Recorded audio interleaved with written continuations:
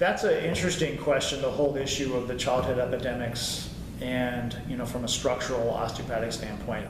One of the things that we have seen over the years through traumatic birth, okay, the overuse of forceps, the overuse of suction devices during birth can put a lot of strain on the brain, put a lot of strain on the cranium, and that has an impact throughout the body because everything's connected. People don't realize that the brain is actually surrounded by a membrane. It's like a sheet that covers the brain. It's connected to the spine, it's connected to the pelvis and the tailbone, and there's a pulsing movement that occurs throughout our life. And that movement of the cerebral spinal fluid is critically important for nerve health, brain health, the transfer of nutrients, the getting rid of waste products.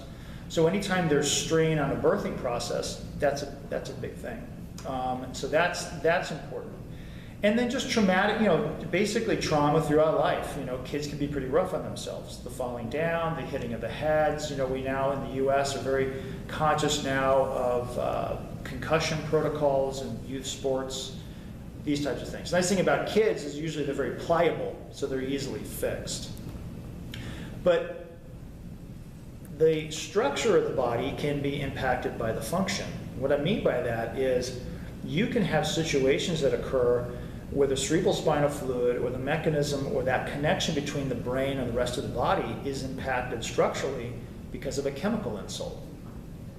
I have seen kids who reacted significantly to a vaccine. Again, this is not an anti-statement of vaccine, it's just reality, where they developed an inflammatory reaction that created stress within the central nervous system, created stress on that sheet around the brain, and things tightened up and aren't flowing as well. Okay, and so that, you call it encephalopathy, whatever you want, okay, those chemical things can happen. The function of the body or the structure of the body can be impacted by diet, can be impacted by intestinal chemicals. Sort of goes back to this whole concept of the integrative approach, in that the chemistry that comes from the gut can impact the brain as well. So it's not just, the body's not divided into compartments. And an osteopath is going to see that kind of relationship. One of the things we can recognize as osteopaths who do the cranial work is that many times when there's not good flow, okay, there's not good flow between the cerebral spinal fluid that is surrounding the brain, the central nervous system, and the musculature and the connective tissue of the body, many times it puts added stress and strain on the brain and the nervous system, and in those people you see a heightened sense of anxiety, stress, depression, and the whole cascade of other types of mental health issues. And it makes sense, right? I mean, if you tighten something up and you compress on it, the body's going to get stressed. And so that happens quite a bit. I'm doing a talk on the function of something called oxytocin and the impact that oxytocin has on the brain and other brain chemistry. Well, it turns out that the main nerve that transports information back from our digestive system, back from our internal organs, is something called the vagus nerve. And 80% of the vagus nerve function is taking information from the body back up into the brain.